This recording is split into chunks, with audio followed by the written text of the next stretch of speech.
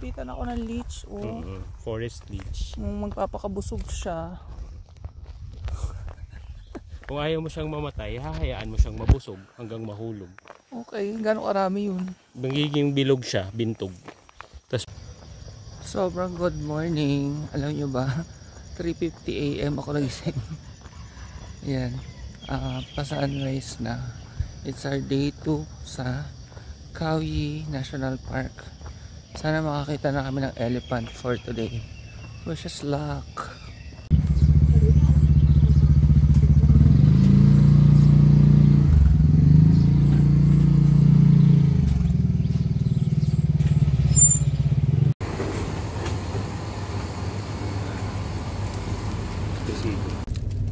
Ang kulang breakfast sa 7-Eleven, pwedeng bumili ng itlog, tapos clam fried rice, kaya mahal. Yung itlog niya may soy sauce, tapos shrimp fried rice.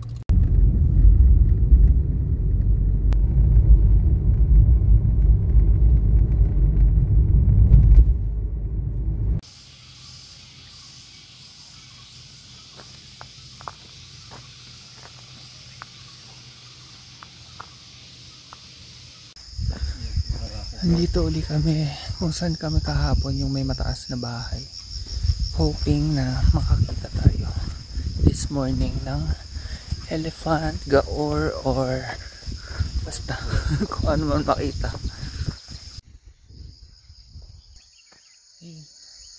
May pagka horror feels din, no? Parang mga Asian horror movies.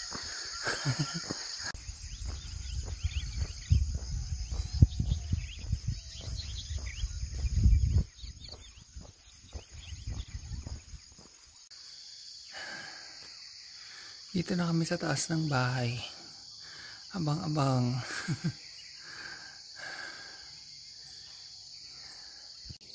Papasok kami dito sa isang trail. Hindi pa kami nakapunta dyan kahapon eh. Papunta sa Salt Lake. Salt Lake yun yung parang dinidilaan siguro ng elephants. Kaya Salt Lake.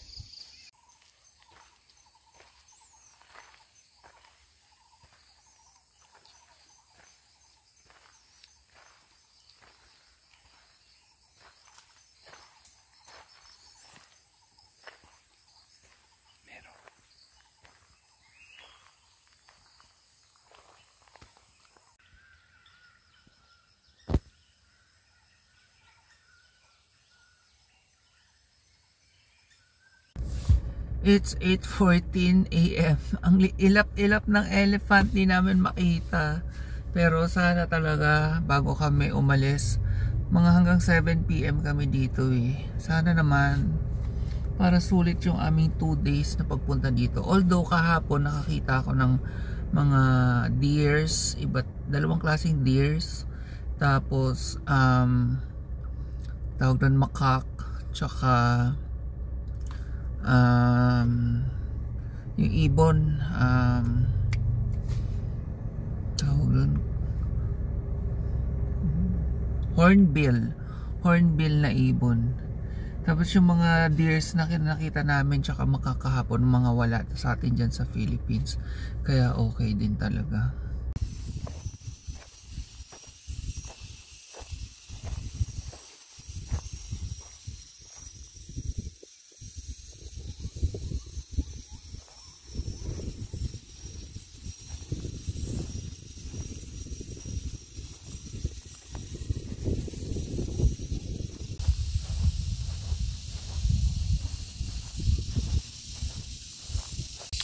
Papasok ulit kami sa isang trail dito. Ito yung Thailand US trail, Friendship Trail.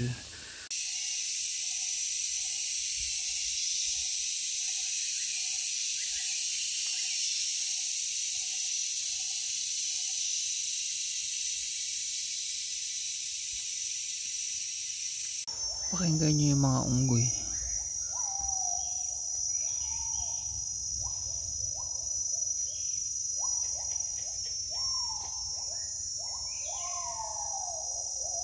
Kaboses ni Bruce.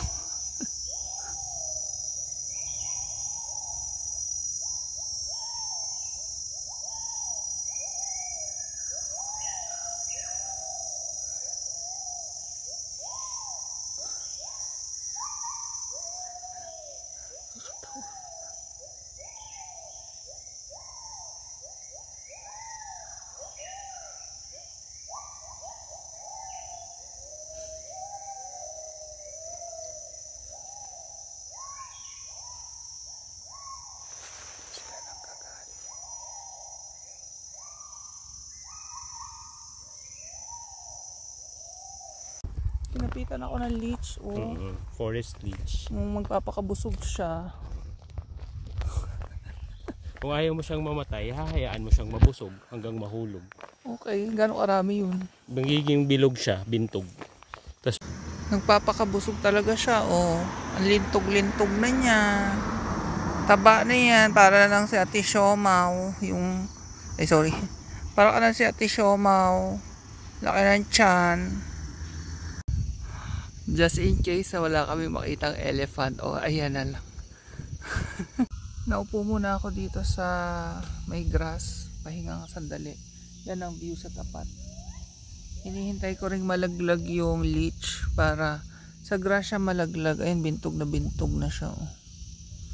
Para sa grass siya malaglag, hindi sa semento. Pag sa semento, sa init, lalo siyang madideds. Kawawa naman. Puyat na puyat yung mata ko. Inaantok ako. Mamaya iidlip kami after lunch siguro.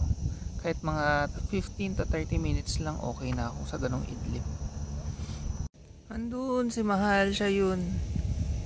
Naalala niyo yung mga unggoy na sounds lang naririnig namin. Nakita niya dun sa mga puno dun.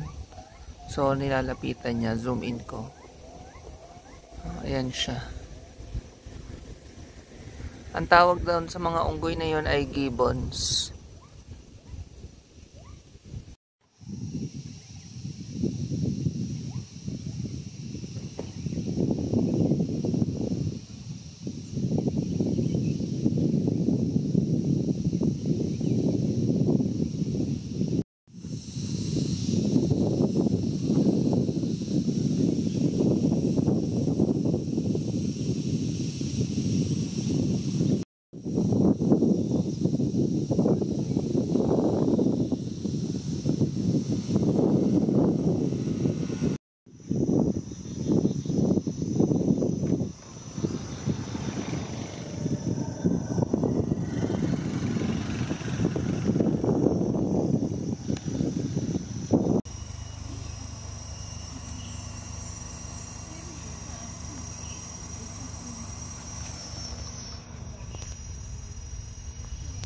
For lunch, seafood fried rice, tsaka pad see-ew. Medyo mahal dito sa loob, 70 each.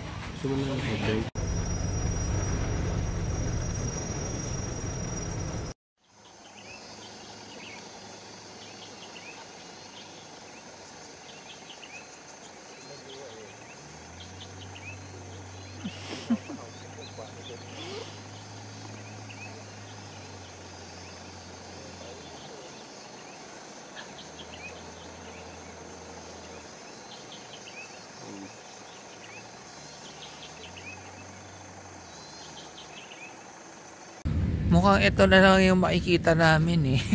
Videoan ko na ha. Wala eh. Zero eh. Oh, ang cute naman. Diba? Merong barking deer doon. So pupuntahan ko. And kukunan ko ng medyo malapitan. Si Mahal may tinitingnan ng birds.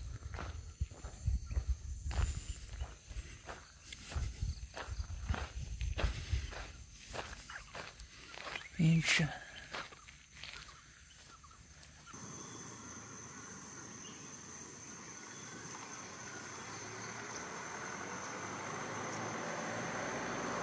Ito yung nakuha na namin kahapon. Pero ngayon ang dami nila. So, kuhanan natin uli yung sambar. Ay, nakatingin sa akin.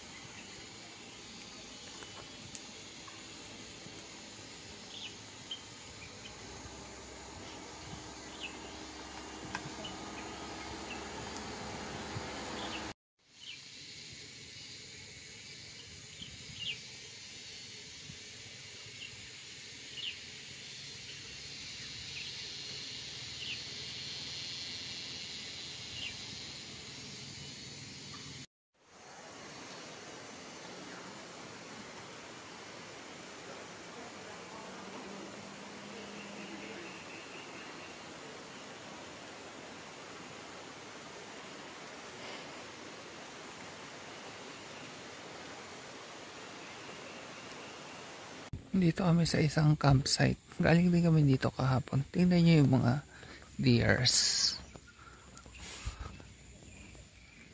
Mag-hi sila sa inyo sa vlog. Ang dami.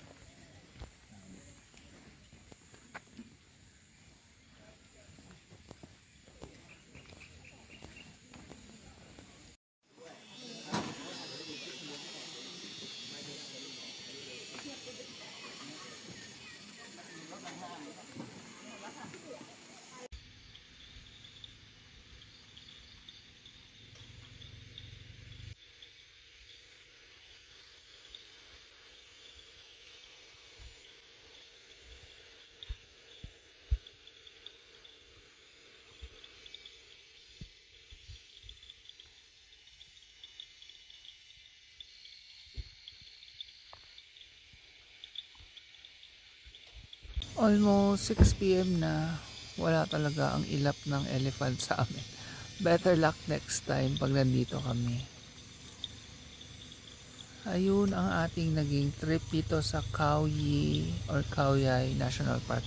Okay naman, may mga deers naman kami nakita. Mga bagong ibon, mga bagong monkeys. Yun lang yung aming wini-wish talaga elephant, pero wala eh. Pero happy pa rin naman kami. Sabi ko nga, para may reason daw para bumalik kami. Picture mo? Yata. Ay, nakali.